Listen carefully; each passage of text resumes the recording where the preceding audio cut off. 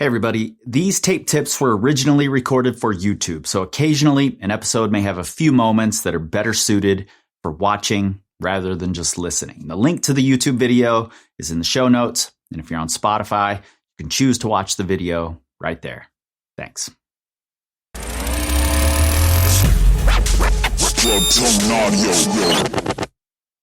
I consider toe hooking to be one of my superpowers. Nearly every double-digit boulder I've done has involved a toe hook at some point, partly because I can use my toe hooks in the same way that some people use heel hooks, and partly because I just don't find the toe hook to be the crux that others do.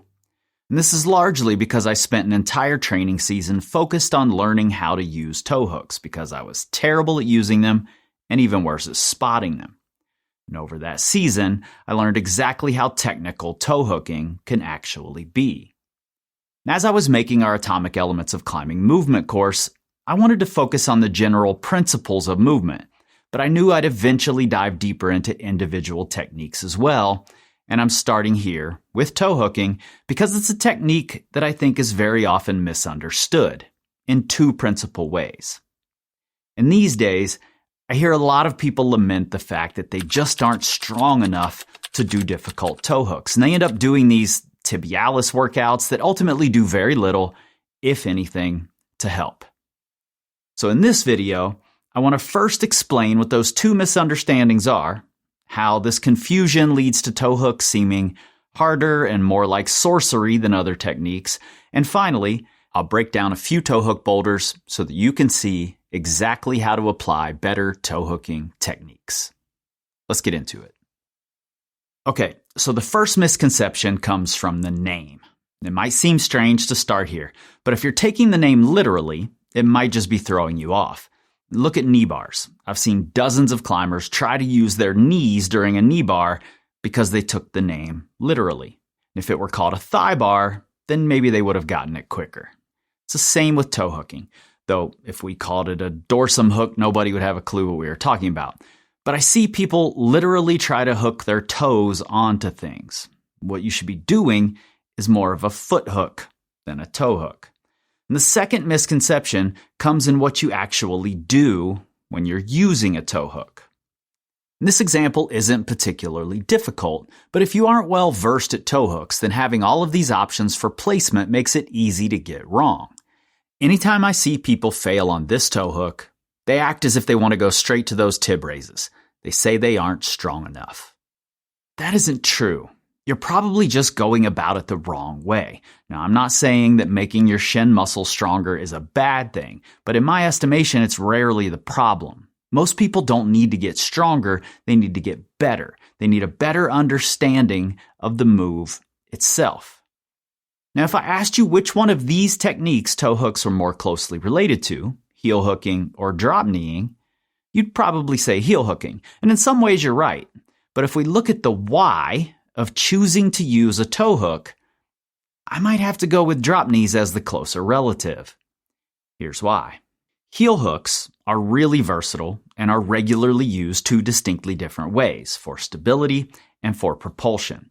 Drop knees are usually used for stability, to put your body into a specific space and hold it there while you move your hand.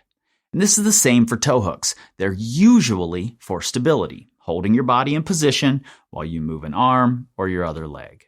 And as such, they're rarely about applying more force, particularly when learning them. And just a note here, in the situations that heel hooks are used for stability, they're often interchangeable with toe hooks. For me personally, I nearly always choose the toe hook over a difficult heel hook when used in this more static manner, but that's me personally. That doesn't make it better for everyone. Now, it's this versatility of heel hooks and the fact that we think toe hooks and heel hooks are so similar is where many people get tripped up. Heel hooks are much more common. And when using a heel hook to move, we're actively pulling with the hamstring. It's a movement we've gotten comfortable with. So naturally, we place a toe hook and actively try to curl our toes into extension and pull with them. We flex hard at the ankle, start pulling with the hamstring, and the toe hook holds for like 2 seconds and feels like it takes absolutely everything we have to keep it on. Why? Well, maybe it's because you're actively trying. Let's get into how to improve your toe hooking. We've already established that toe hooks are usually used for stability, and if you're in a scenario where you need a way to keep your body from falling away, maybe because of a really slopey or tiny hold or whatever, a toe hook can be really helpful. And this doesn't need to be on super steep terrain. Now let's talk about placement.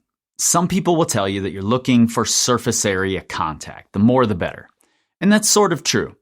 But it might not work how you think it does. It's more like you're trying to fit two puzzle pieces together. Now your shoe has a different profile. Different shoes have different profiles. What you're looking to do is fit the profile of your shoe onto the hold. As with any other foot technique, some shoes are going to work better than others for certain toe hooks. To be perfectly honest, there are several toe hooks that I've done every time in these, the Evolve Agros, that I've literally never done in another shoe. And obviously I haven't tried all shoes, but I know what works for me when I need it. I'm not saying these are better than your shoes. Now, this Flying Ninja toe hook on the Giving Tree is a great example of that. I've never been able to do it with a different shoe. Now, however, I don't want to oversell this idea. The vast majority of the time, it's not the shoes that matter. It's the skill and how you fit the shoe to the rock. The right shoe just allows me to apply the skill in a very limited, very specific context. But while we're on the subject, wouldn't a shoe with no toe bump maximize the surface contact and be better? Well, sometimes maybe, but probably not as often as you think. The toe bump can actually be pretty helpful as long as you aren't overemphasizing it. Number one, it creates this concave space in what would otherwise be a mostly convex surface. Number two, if the toe hook is shallow, it might become the dominant surface area. But don't get caught thinking that the toe bump is what makes all the difference for every toe hook, because frankly, if it doesn't have to be shallow, deeper can often be a lot better, even if it means, and it often does, toe hooking all the way up on the laces or the Velcro. If you overemphasize that bump in scenarios where you can get a lot more surface area on an appropriate surface, you might just be making it harder. Put simply, and this won't be the last time I say this, experiment with the placement, shallow or deeper, swiveled from one side to the other, and see what works for you. As you find different placements working, you'll get better at recognizing what you need to do. But what about the rest of your leg? What are you doing with that? Well, I'm almost never actively pulling. It happens, of course, and we'll talk about that. But most of the time, we want it there for stability. Place it, stabilize it, and then move the rest of my body around it. Straight legs, if the geometry works, is best, which means lowering your hips out to allow for the straightening, and to let gravity pull against the toe. If it's a closer toe hook, you might need to bend a little at the knee to hold tension. And I find this easiest if I rotate my leg internally, sort of dropping my knee in. Even then, usually, I try to hold that tension stable and move the rest of my body around it. Now, something to consider here, because I said I'm not actively pulling, is that difficult toe hooks are rarely just about dangling from a toe like you would in a bat hang. More often, they require some level of compression, some force opposing the toe hook. Easier toe hooks can let gravity do this, or a bicycle can do it. But difficult toe hooks often require you to compress between the toe hook and the opposite hand. In these situations, it might help to imagine that you're trying to pull the two holds together. The strongest way to do this is to contract at the core like you would for a hollow body. And this kind of compression can stabilize you and allow you to move the other foot or hand freely. Now, back to the idea of lowering your hips out. Particularly when it's something like matching hand-foot with a toe hook, this part is key. The toe hook is not going to feel great until you lower yourself out from it and find that really stable position. What you do with the other leg might be a big help with that. Sometimes opposing the toe hook with a bicycle works really well to allow you to let go and lean into it. And sometimes dropping a leg off and letting it help pull your weight onto the toe will give it the opposition it needs. These moments can feel really unstable and will take some getting used to in order to anticipate where you'll need to get to and how fast you can do it. You'll only be able to anticipate it if you practice it, and we'll get to that. But what if that stable position is great for staying on the wall, but isn't really helping us get where we're going. Now, assuming you've created stability through your core and compressing, then oftentimes we can advance the stable position by using the other leg to sort of kickstand it. And we don't really need a great foothold for this. Just a smear will work fine. In fact, the position is far more important than how good the foothold is. Find the position and then use the foot that works for it, not the other way around. What you're looking for is the advantageous position that will allow you to reach the next hold. Now, if possible, making a sort of tripod with both legs straight is ideal. And that'll give you the option to adjust with your kickstand leg, or by lowering your hips out, or bending the pulling arm, or just pivoting at the shoulder. But even doing this, we're usually just moving through relatively stable positions for that brief moment that we're reaching, and our lower body tends to make very little movement throughout. Occasionally, though, you'll need to use a toe hook and actively pull with that leg to make a move. It's more rare, but it certainly happens. Now, in this scenario, I'd suggest you experiment with ways to pull without changing the positioning of the toe too much. Usually, this is going to revolve around internally rotating your leg and pulling with your hip. Again, like a drop knee. And usually it happens when you'd rather have a heel hook there, but just don't quite have the reach to get it there. The toe offers you quite a bit of extra reach over an engaged heel hook. Which brings me to an important point. When the spot where you're considering a heel or toe is distant, it might take more effort to pull yourself toward it enough to place a heel, but the toe hook might be easier to place. And if you're traveling away from the heel or toe anchor position, then a toe hook can do a couple of important things. First, it can give you more reach over an engaged heel hook. Second, it's easier and less violent to release. Now, quick tip if you're in this scenario where it's hard to release the toe or the heel.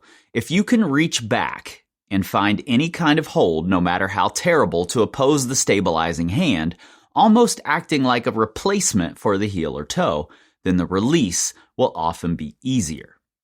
Now, when you're using the toe or heel for propulsion, then oftentimes the heel will give you more versatility and distance. But if the toe is easier to place and can get you the distance, then it might still be the more efficient solution. Now, I want to break down 3 of the boulders that we've been seeing and break down the different techniques so that you can maybe get a better understanding of how and when to use them. First, this toe hook match is a fairly easy one, provided you get the placements right. If I place this toe hook elsewhere, there are a couple of issues. Number 1, it doesn't oppose the direction I'm going to lean, so it's harder to engage. Number 2, it doesn't quite fit the profile of my shoe as well as the correct, for me anyway, placement. And then when I cross my feet and match, I'm leaning in a different direction, so I purposely choose a surface that opposes that.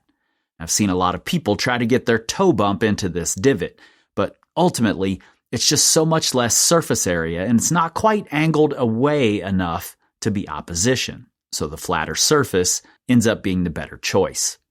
Now, another reason this toe hook isn't very difficult is because you can place it with only a slight bend in the leg, and you can quickly get to straight-legged. Then, my hips stay sagged away in order to oppose it and place the next toe hook from a straight leg position. Next, this toe hook is a little more difficult. It seems like it just doesn't give you enough surface area to match hand-foot on. But here's where the toe bump really becomes useful. And maybe this is the rare occasion when it's actually a toe hook. I'm using the toe bump here to hook on the edge of this sharper hold. Now, also in this case, the tension in this leg is a little harder to hold for this particular move. I can't really release it and straighten the leg because the right handhold is oriented in such a way that if I allow my body to move too far right, it's going to get much harder really fast. So I have to lock my lower body down to hold myself to the left until I can reach and oppose that right hand with a better left hand. That allows me to relax the toe hook leg so that I can adjust it. And then in order to get the leg straight so that I can get more stable and move to the next foothold, I need to first flag the other leg away to wait and oppose the toe hook. Then I can step up onto the foot and keep moving. Now finally, this boulder was set specifically as a tow hook trainer. Not a strength trainer, but a skill trainer. And there are a lot of things that happen here that are important for using tow hooks well. First, I place it where it's going to fit that concave space really well and oppose my lean. Next, how I weight that initial placement. When I try to keep this left foothold, it's a bit of an off-balance crash into the next handhold, which isn't a great hold.